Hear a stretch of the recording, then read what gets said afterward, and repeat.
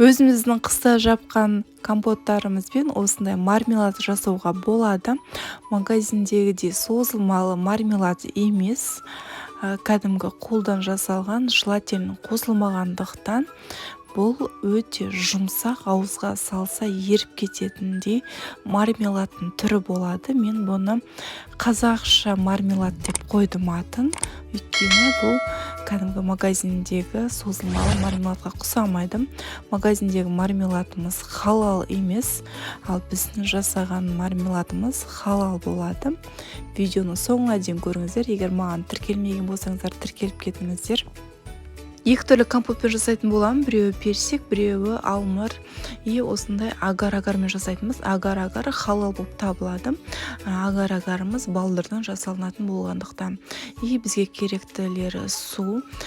Бізге осындай силиконовый ыдыстар керек. Біз ішіне құю үшін құйғаннан кейін алыну өте оңай болады. Бізге осындай ыдыс керек. Түбі осындай қалыңдау ыдыс болса тіпте жақсы болады. Егер де сіздерде осындай силиконовый ыдыс болмаса, осындай кесеге ішіне пищевая пленканы салып құя берсеңіздер болады. Ыдыстарыңызға жабыспайтын болады мармеладтарыңыз. Ең бірінші суымыз үй температурасындағы су. Агар-агарымызды салып, жақсылап араластырып аламыз. Агар-агар кәдімгі магазинде сатылып тұрған агар-агар барлық магазин, барлық супермаркеттерде сатылады. Осылай жақсылап араластырып аламыз. Енді ыдысымызға, газға қойып қайнататын ыдысымызға суға араласқан агар-агарымызды барлығын саламыз. Біздің барлығы грамм-граммен жасалғаннан кейін осылай ыдыста агар-агарда суда қалмайтындай қылып барлығын жаңағы қайнататын ыдысымызға салған дұрыс.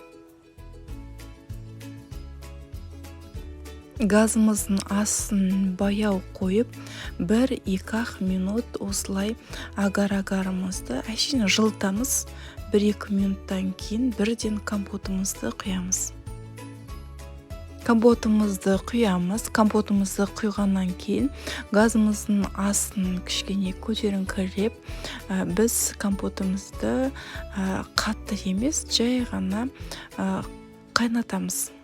Біздің агар-агарымыз еріп кету керек компотымыздың ішінде. 3-4 минут осылай газда ұстағаннан кейін біздің агар-агарымыз дәл осылай еріп кетеді.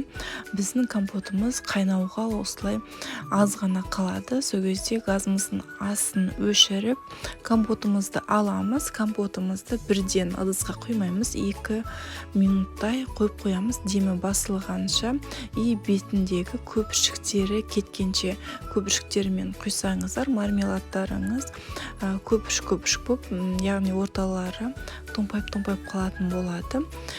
Бірден силиконовый ыдыстарыңызды осында тақтайшаға қойбаңыздар, холодильникке бірден қоя салу үшін, ыңғайлы болу үшін.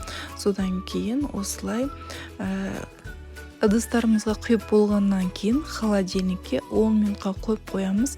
10 минутта біздің мармеладтарымыз дайын болады.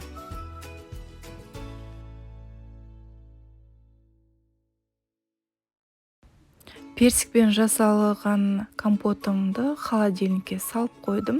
Ол қатқанша енді алмұртпен жасайтын боламын. Тура қалай персикпен жасадым, тура сондай қылып алмұртпен де жасап аламыз мармеладымызды. Тек бұл кезде домалақтау ыдысқа құятын боламын мармеладтарымды.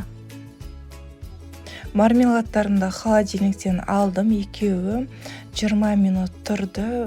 Өздеріңіз көріп тұрғандай силиконовый ыдыстан өте оңай алынады. Өте дәмі ерекше, балаларыңызға ұнайтынына сенімдімін. Сіздерге видео ұнаса, лайк қойып отырыңыздар, комментарий жазып отырыңыздар. Егер маған тіркелмеген болсаңыздар, тіркеліп кетіңіздер. Менімен бірге болғандарыңыз үшін рахмет. Сіздермен бірге болған Алима Жарқынбекқызы.